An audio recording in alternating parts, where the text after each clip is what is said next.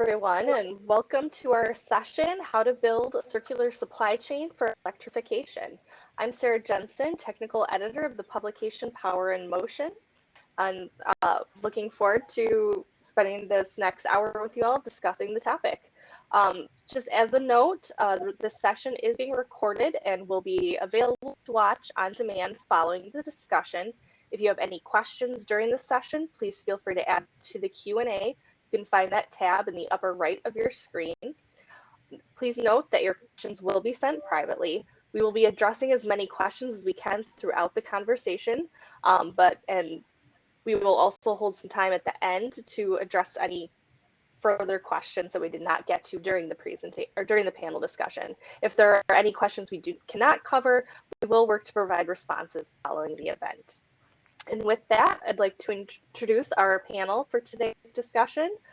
We have Olympia Bertarini, Global Purchasing Director at ZAPI Group, Tom Wynn, Vice President of Business Development and Product Strategy at Inventus Power, Trevor Steele, Business Development Manager at Stafl Systems, and Zhao Wang, Strategy and Business Development at TE Connectivity. So thank you all for joining us today. And to start things off, what is maybe the state of the circular supply chains across industrial and commercial equipment sectors that you are seeing? And maybe Tom, if you want to start us off on that. Yeah, absolutely. I mean, when we're looking at kind of the start of electrification, it's just evolving. We've seen a lot of trends that's already been spun through and leveraged through automotive, electric vehicles, that is, in that state. But as you see a trend in industrial and commercial equipment, it's all conversing through. So trying to leverage and also being able to design and implement a supply chain around a longer product life cycle. There are some challenges there, but also trying to create a platform that can reassure that you can support those activities, whether it's on a generation 1 of product or generation 2. There are things that also are being required for mandates, in different regions to support a lot of those initiatives. There's a lot of ESG initiatives, but again, where we're looking at in different regions, we want to incorporate this as a global initiative because these are kind of the goals that for corporations that are establishing through. This has to be a design mindset that this is a process procedure to be implemented across the board.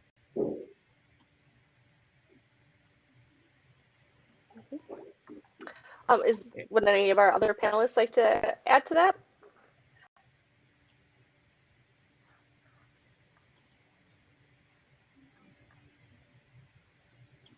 Okay. All right. Well, then, what are maybe some of the key requirements for establishing a circular design principles in the manufacturing of components and electrical equipment that you are seeing? Maybe Zhao, if you'd like to start with that. Yes, thank you, Sarah. Okay, so I would like to actually contribute a little bit more from, let's say, standpoint of view of the component manufacturing, as my company TE Connectivity is much focused on the component manufacturing. So as a component manufacturer, we are at the very early stage of the supply chain, which is starting from the components point of view. So that's why, from my point of view, it is very important. It is actually critical to understand what is basically its customer's requirement. So our customers, usually they are OEMs or system integrators, and we need to understand what does circularity means to them. And then, based on those kind of requirements, we can translate those kind of, let's say, like technical design point into our product design, and we can embed this kind of circularity concept into our product already starting from the design point of view. So this is the first thing which is important. And secondly, I think that we need to also have a clear understanding on the let's say, the regulation, because of course that when we talk about circularity and sustainability in general, it's about making this planet a better place to live. So we see also a lot of requirement from the government point of view. And then we need to make sure that what we do actually complying with what has been required by the, let's say, national regulations or even the regional or international ones. This is the second thing from my point of view, it's critical. And then I would like to also say something which is in general about the design criteria in terms of the circularity. I would like to summarize it into 3 key points. So they are basically reduce, reuse, and recycle. When we talk about reduce, it's about the reduce of not only about materials, but also the waste. So material, for example, so we're talking about the raw materials for production to produce a new product. But when we talk about waste, waste can happen actually during each step of the manufacturing chain. So starting from the raw material reprocessing, and also in the process of the production, in the process of transportation, and so on. So that is all the consideration we have to take into the consideration. And secondly, in terms of reuse, we need to also think about the second life of those products after they will be like at the end of their life cycle. So it is actually quite easy for the consumer goods. For example, if we think about clothes or a bottle of Coca-Cola, it is very easy for us to think about, okay, how we are going to reuse these clothes. It can be resold. It can be also, for example, given away to someone else. And the bottles is the same. If it's just a like plastic bottle, you can always reuse it in a different way. But in terms of the components, then it becomes something that we need to actually study a little bit more in detail. Is it about how we reuse about materials? Is it about how we reuse the scraps, or it is about how we reuse actually the product when it goes into the customer's products? And the last point, which is about recycle. So in terms of recycling, we also, I mean, from our side, we also did a lot of very good practice in terms of how we reuse about, for example, raw materials or scraps, or how we actually collect the waste, for example, the heatings, which has been created during the production and so on, and how we utilize that kind of heatings to heat up the office building. So those are all about recycling on the waste and so on. So from my point of view, if we want to really look at a circular economy, we need to take into the consideration of these 3 key points, which is reduce, reuse, and recycle.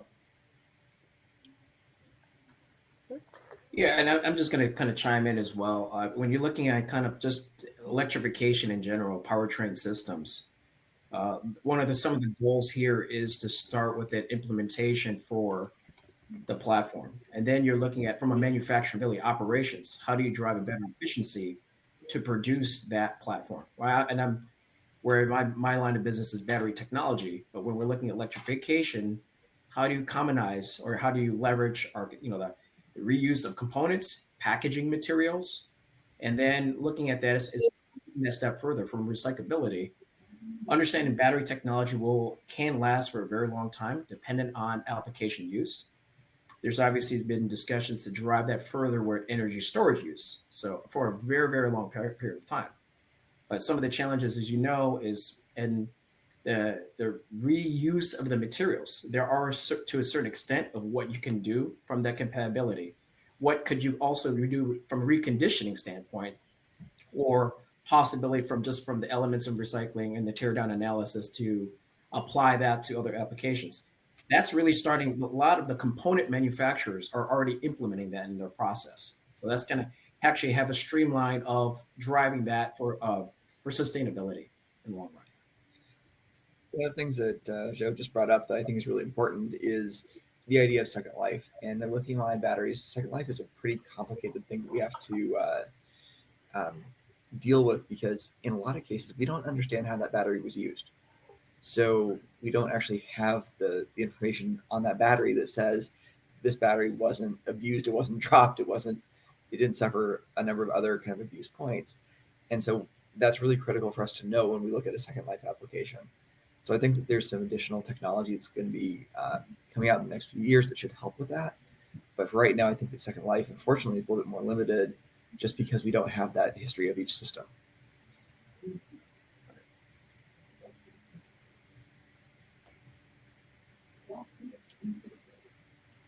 Points. Thank you, guys. And so what are maybe some of the challenges associated with establishing circular supply chains for components, and how do you maybe see some of those either differing by region or by maybe type of component? And maybe Zhao, do you want to start us off again? Yeah, definitely. I can say something also on this point in terms of the challenges. So I would like to actually circle back about the topic in terms of the component manufacturer. What we are facing, I mean, the biggest stakeholders that we have in this moment is basically our customers and our suppliers, right? So I want to, let's say, take into the consideration about those two important stakeholders when I make the statement in terms of challenges. So first one, I think it's very important in terms of the challenges on the communication and collaboration, because nowadays I think still we're in the early stage that the industry is trying to figure out actually how to implement this whole life cycle of the circularity concept. So basically, it has to be break down into different kind of, let's say, elements and tasks and so on. So actually, from our side, we need to really, let's say, stay close to our customers and try to understand what are their requirements in terms of circularity. And we need to have this kind of big picture in terms of what are the system architecture in terms of the full product, all the customer products. And then we need to translate this into the specific requirement into the component level and take this into the consideration into the design. So in that point of view, actually this kind of co-design or collaboration is very important. But however, as I just mentioned, that since we are in the early stage, so there is still a lot of things need to be clarified and need to be really established as a process. This is the first thing. And if I look back about our suppliers, then I see a different challenge.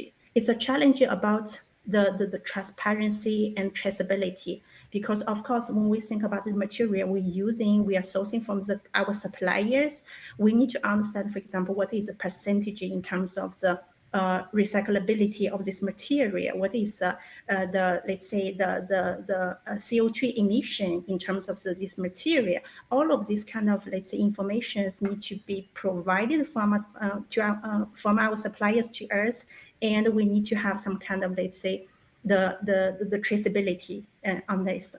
And that is basically the second area. I think that the industry is working in that direction, it's moving in that direction, but still a lot to do. So for example, nowadays, it's very common when we're talking about the carbon footprint for this product, for single product, and we are talking about the digital passport for a single product, but still, I think that there should be much more, let's say, measurement coming into the future. This is basically my point of view. Yeah, I'd like to add some comments there. If you look at just kind of the market for industrial commercial, and in some cases, what Zhao had mentioned, if you're looking at kind of like when you're trying to launch a product, a lot of the customers or the OEM space, so they're trying to launch it because they have initiatives and goals, mandates, right? That's driven by regulatory or through states. But that's when you're not looking at the whole case, it's like you're making a sprint towards a process that you really don't know what's defined. Then what happens is when you're accelerating to that path and development, then you're trying to circle back and say, well, I hadn't really considered these requirements. I didn't really consider this whole supply chain aspect. So there's time and cost and efforts, redoing that whole type of that type of program. So there has to be more emphasis up front. What are those goals, right? To drive those, the design platform, the architecture, how you're deploying for, not just because it's driven through regulatory. You got to have that initiative and create that as a platform, because there's obviously heavy penalties if that is being bypassed or shortcuts.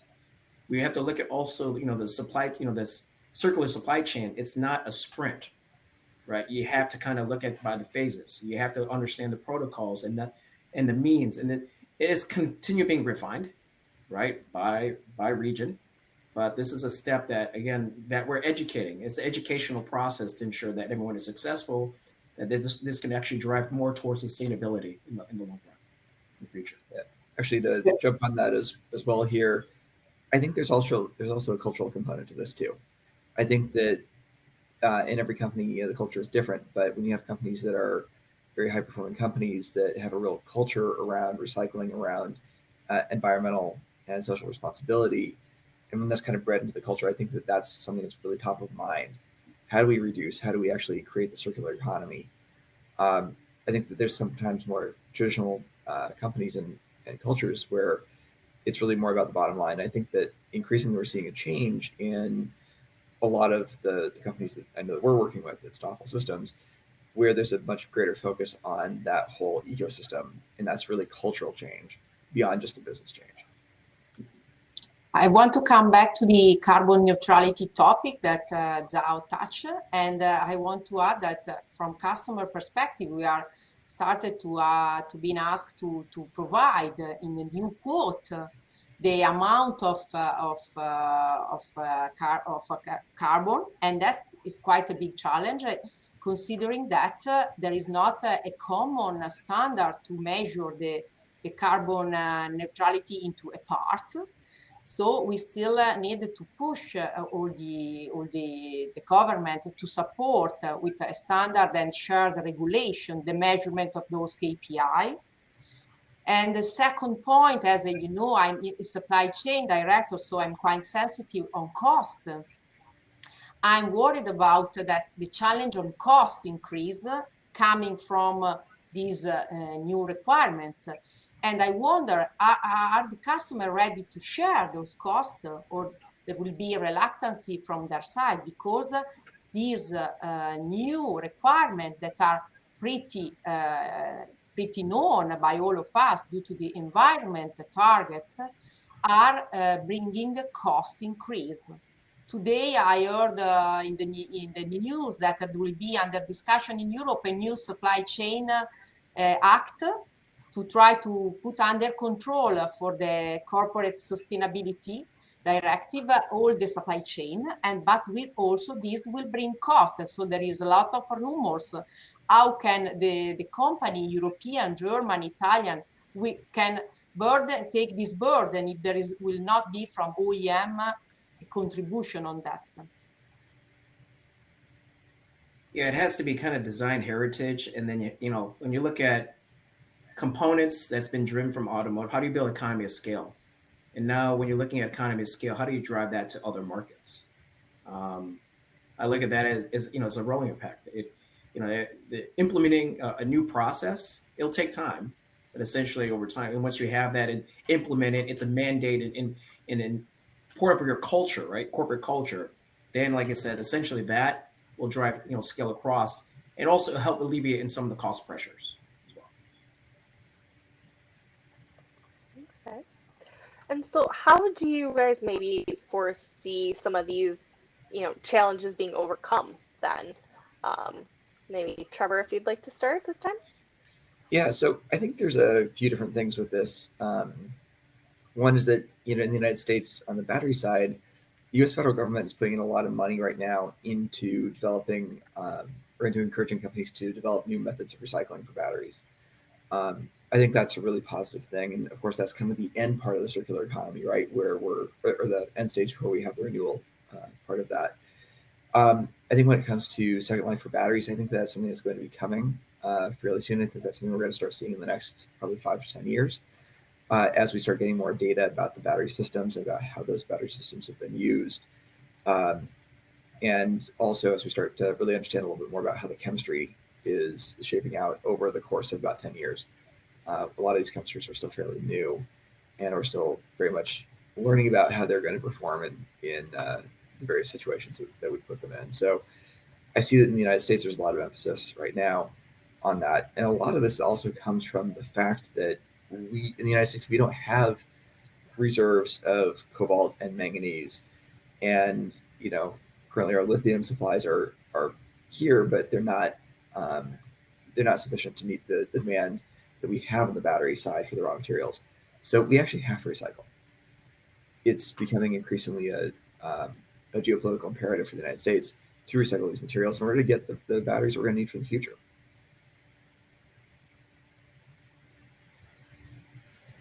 Great points, Trevor. I think this Second Life battery for sure will add a very big contribution in terms of the circularity and also the scarcity of the resources in terms of those kind of raw materials on the planet. So I totally think that's a great point that you have mentioned.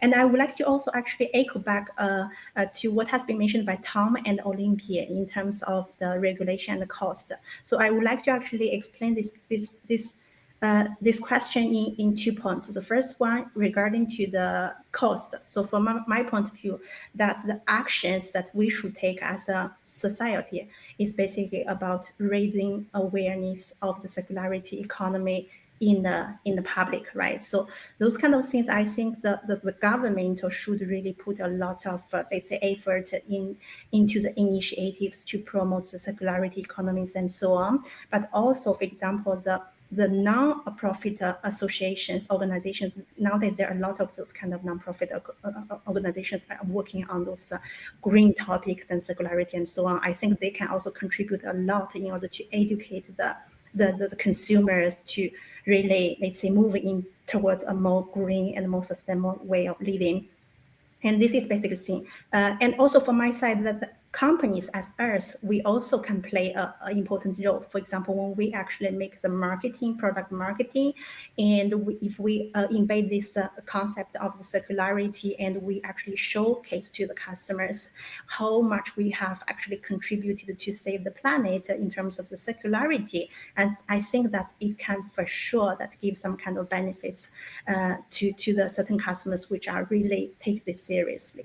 So this is basically from let's say awareness point of view. I think just to increase this kind of education, it can partially relieve the let's say the information and the situation of the cost, because the consumers will be much more willing to take some portion of the cost. So this is the first thing. And secondly, regarding to the regulation, so Tom, you have mentioned about the penalties if the companies does not do that, right? So from my point of view, of course, that from the regulation point of view, the government should do, government is actually doing two things. So what we usually call the carrots and the sticks.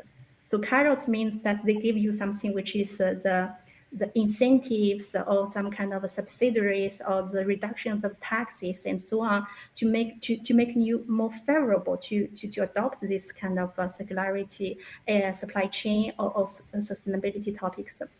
And those companies who are not complying with those kind of regulations, of course, they will be punished in some way. So some kind of penalties and fine will be there.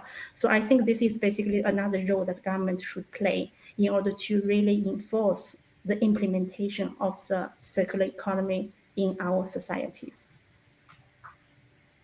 Yeah, and when we look at it, a lot of the companies are still not educated enough to understand these transitions, or these plans for driving a better supply chain. It's just, again, as I mentioned earlier, if you're trying to accelerate and just pushing a product out there for time to market, you're really doing shortcuts. So this whole assessment to understand what you're doing from your design, your sourcing, your operations, even from logistics. How are you driving more efficient manner, right, for your business? And I think those are the things that, as we're putting that as kind of your corporate policies, it has to be ingrained to ensure you're reinforcing that across, right? It's the educational piece. There's obviously the EU battery directives that's been out in EU for a very long time. We need to drive a similar process of that in North America. It's just everything is it's optional, but now because there's goals and initiatives, how do you drive it? You're starting to see, subsidies, incentives of bringing manufacturing back to North America. But what are you going to do from the rest of the piece of the element? That's not on manufacturing. How do you drive a more efficient operation? And carbon neutrality and all those other aspects of it to ensure, again, sustainability is practice, is a mandate across your organization. I think that business can overcome those challenges also adopting more and more IT emerging technologies, such as Internet of Things and artificial intelligence. Why? Because they can really enable process optimization and data visibility along all the supply chain that is sometimes really a long system. And also those emerging technologies can accelerate the information sharing that we mentioned before. And so that can really be enhancing this process for all industry, not only electrification. So it is in general statement maybe. No, I think, yeah, AI, and Trevor made a comment earlier. Yes, if you're looking at kind of state of health of batteries and usage, the analytics and understanding on utilization. Because the mindset is when someone's looking at a battery system or a powertrain, oh, I hit my warranty, it's done. But they're not really looking at the continual use of the application for a variety of different things. There's just, again, that learning curve because electrification, again, is still at its infancy stage. Once it's drive, and we're collecting more data of the system. Systems are getting more intelligent. We're doing a lot more software.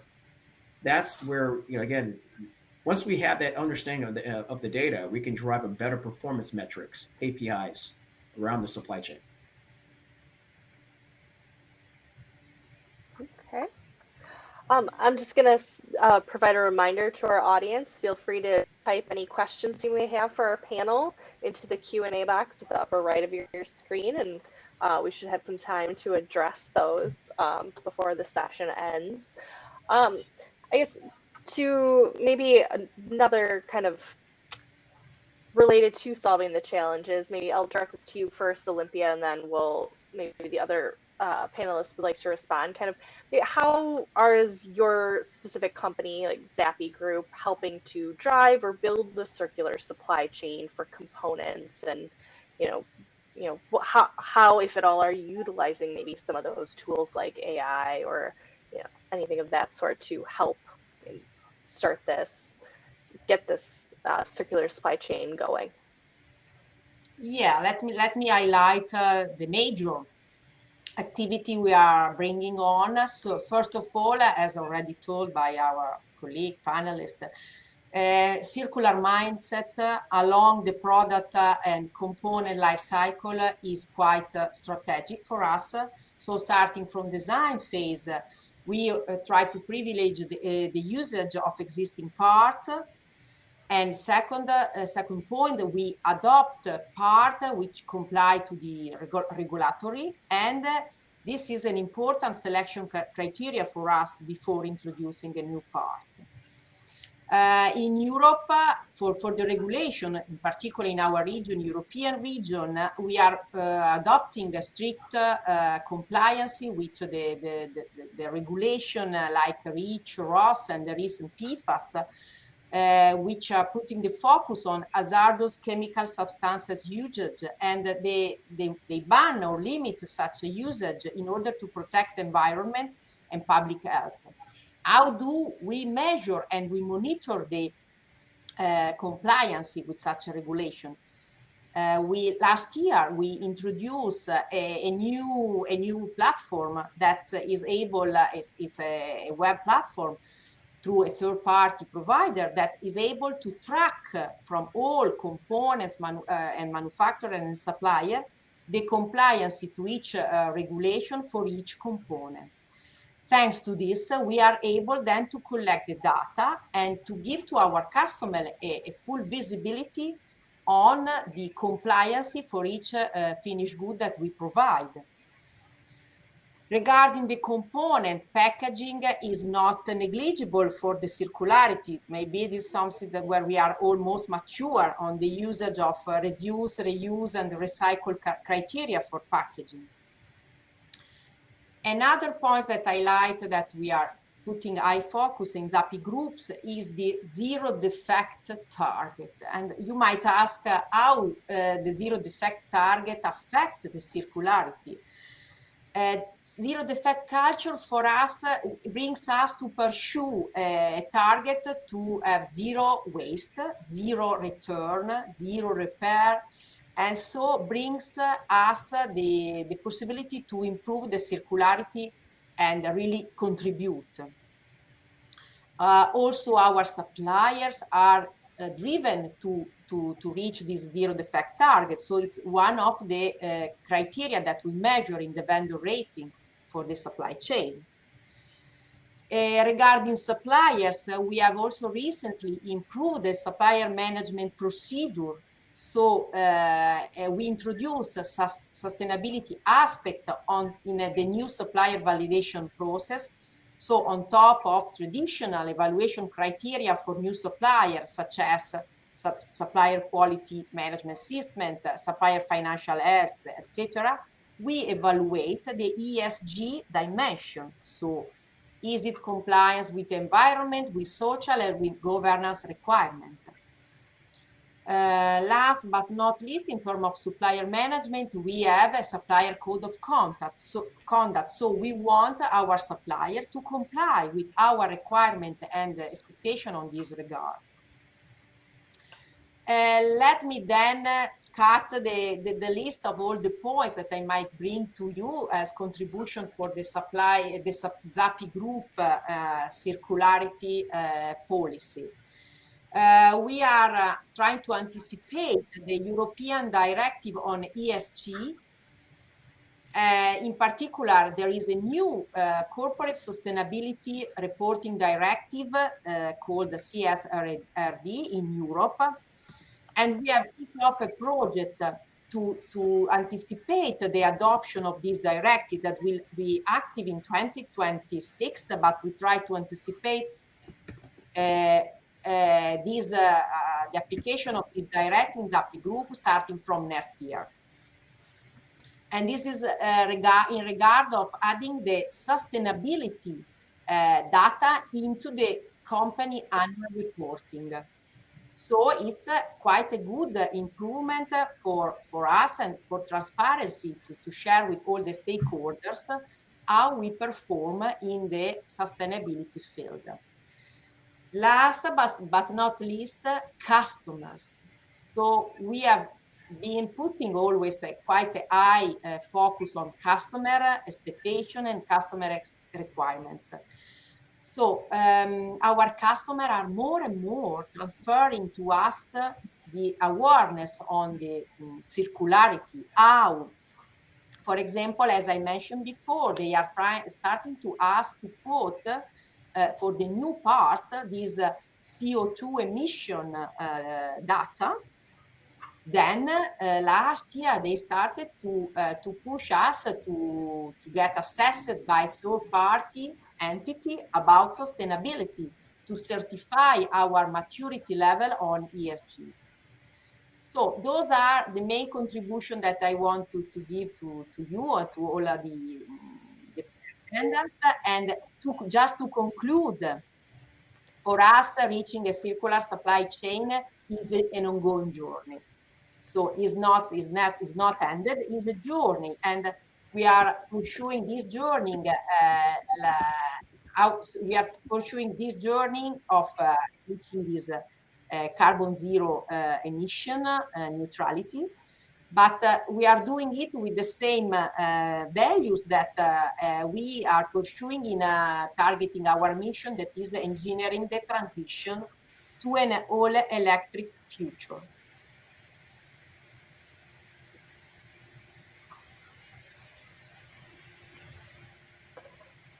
Great. Yeah, maybe just add one comment. If you, Olivia brought up a good point when you're looking at kind of the reporting. If you're looking at your suppliers, you're looking at, there's thousands of components that goes into a powertrain system. When you're looking at the assessment there, how closely are you versed with your suppliers? So through supplier audits to understand the data, understanding what they're complying to, right? The metrics. Because at the end of the day, it's not just you're checking off a list. You have to ensure that this is also sustainability. We look at components even before from RoHS, lead. There's a whole transition plan of one going to one phase to the other to go lead free, even for REACH components. But now understanding that the criteria, again, it's still in flux in terms of mandates and requirements and what those ESG goals are. That as long as you record what should be the baseline, and as long and continue working that process, right? It's a work in process, understanding that the suppliers are invested to making that happen and to achieving goals. What are the KPIs? What is your waste? How do you manage waste in your organization or in the company? Production, input, output. But again, when you start tracing that, and that even comes down to some level of form of AI. I think that would allow us to kind of drive kind of that mindset metrics there. It's not in reality of disqualifying suppliers, but it's just reinforcement. How do we ensure the reinforcement of that is being done? And you have to kind of manage your suppliers closely to understand what those requirements are. Because again, when you're looking at it from a global standpoint, everyone has different, each region has different metrics. So we have to looking at standardizing that and using a baseline and ingraining that is part of the corporate culture to ensure that this is being followed through as a practice.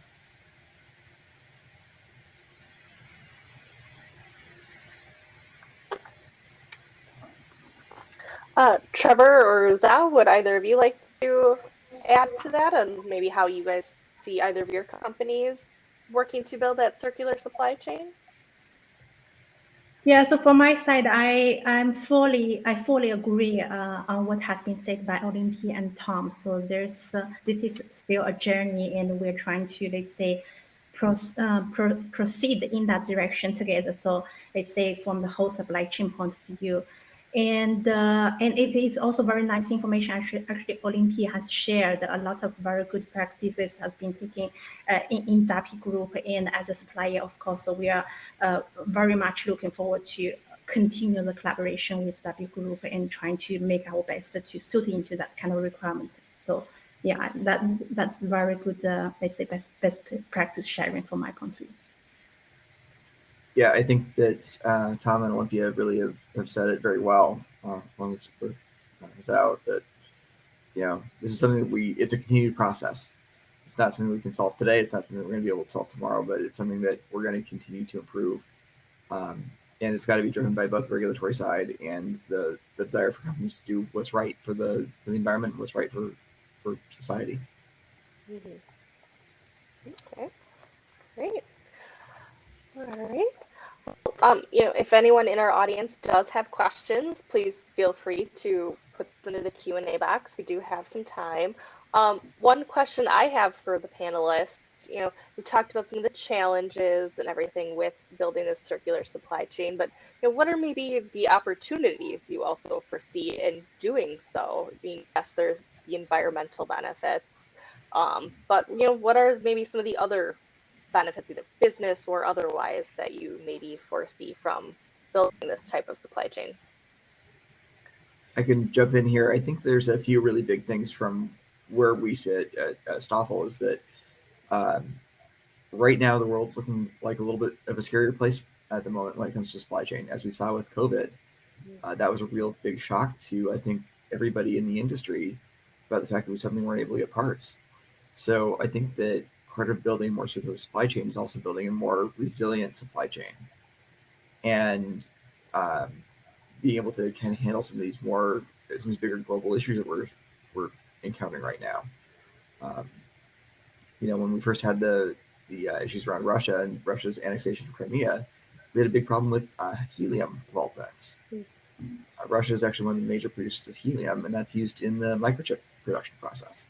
So there's a lot of things that we don't necessarily expect when we see a disruption, and the more that we can make our processes sustainable and circular, the better that's going to be, because we're going to be using fewer resources. We're going to be able to have much greater conservation of that. It's going to ultimately lead to stronger businesses and stronger supply chain.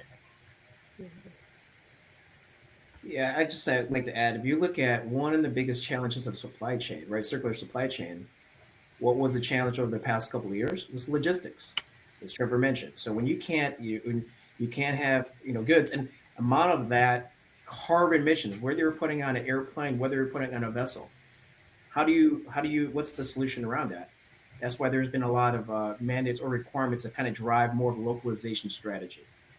Localization will help minimize a lot of that carbon, and then that's where it's part of some of those goals. Right? If you're going to localize, again, how much are you saving on logistics? How much are you saving on carbon, right? From just transportation. You're going how many miles of the world to get parts into one region, right? And manufacturing those parts. Just that savings, that just focusing on that element alone, that is a significant driver, right? To help drive a better efficiency and ESG goals. Yeah, I think one challenge that we also need to look at with this too is that oftentimes when it comes to circular economy and trying to do things more efficiently, that often leads to economies of scale discussions. And in some cases, those economies of scale discussions can limit new technology, it can limit the opportunity for newer players to participate in the economy and in those markets. So I think it's something we definitely need to look at. We need to be always examining kind of what are the pros and cons and where does it make sense to actually try to introduce new technology with the understanding that the circular component of that technology may not be realized for the next 3 or 4 years. Yeah, also from my side, I would like to add one point, which is basically from my point of view, it's side effect, or let's say the additional benefit actually from this circular economy, which is basically, if we look at it from the components point of view, now we're thinking about to make the component in a lighter and the smaller version. So which means that let's say according to the customer requirement or customer specifications, but if we can deliver a product which is lighter and smaller, it actually also adds economic value there. So basically it's not only about the saving the material itself, but it also adds the economic value due to it can also goes into different applications where the space is very limited. And for example, inside of the cars and so on. So that is an additional like economic benefits we get from this. And another thing is basically actually, from my point of view, the circular economy actually stimulates the innovation. So which means that in order to really, let's say, to be more circular, to be more sustainable, that, I mean, a lot of talents from different industries, they are trying to, let's say, figure out different ways to achieve that kind of goals. And so for the full product life cycle development, the different kind of steps, what are the breakdowns and what kind of things can be done, replaceable materials on the transportation, localization has been mentioned by Tom, and even the heating, as I mentioned about the ways of heating to utilize it in a different ways and so on. All of these kind of things, I think this is very good improvement in terms of the business or economy itself, because it really stimulates the innovation. So from my point of view, that those two things actually are also very, very good thanks to the circular concept. Yeah, I mean, if you start from platform, right, you're not redesigning. This is where, working on the initial design up front, you can leverage that platform. And that's where, again, you're going to meet a lot of goals for different applications. And when you look at that's the economy of scale piece. When you start looking at economy of scale, you're driving better leverage across the board in efficiency. That's going to help also on your logistics and your implementation, your manufacturing, waste. But what happens is, if you look at prior to, it's like, I have a platform, architecture 1, architecture 3. I mean, you can still assess that, but there has to be a level of commonality there. And that's going to, again, once you start driving design efficiency, and you're looking at design manufacturability, and then obviously design, managing the product life cycle, and then for part of that is end of life. Those are, major aspects to help drive a kind of better strategy around your, supply chain management. Now, technology, yeah, as I mentioned very well, it's, the systems are getting smaller and smaller. There are some systems that can only get so small because there's different ways of how it operates and usage. But yeah, getting more compact does control better material waste, right? And helps provide, better product efficient, KPIs in that sense. But looking at technology is what's evolving to manage, application. Again, when we're focusing on commercial, industrial, there are applications getting smaller, but want to drive further runtime. But what is it actually emitting, right? So again, these are the things that we're working at some design goals that essentially relates into the product, and then essentially from implementation. Okay. Great. Well, I don't see any more questions coming in. If anyone from our audience does have questions that they think of after this presentation, they can reach out to the panelists through the events networking capabilities. And I want to Thank you, all the panelists, for joining us today and providing your insights on this on building a circular supply chain for electrification. I thought it was a really good discussion, a lot of good information you guys all brought up. Thanks for Thank having us. you. Thank you, everyone. Thank you.